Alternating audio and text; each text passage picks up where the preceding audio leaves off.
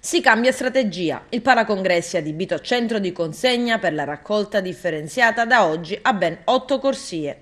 L'obiettivo è far sì che le code, le attese, i disagi e le tante lamentele siano solo un ricordo.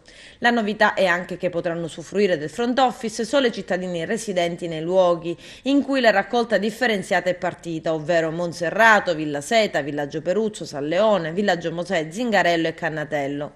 E resterà ad esclusivo utilizzo di questi quartieri fino a quando un buon 98% dei cittadini non avrà ritirato il proprio kit.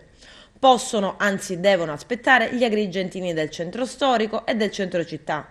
La data prevista è il 28 gennaio, quindi almeno 7 settimane.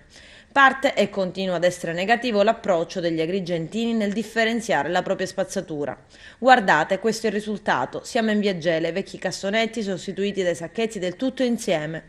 Ma non accade solo in Via Gele, ciò che succede un po' ovunque.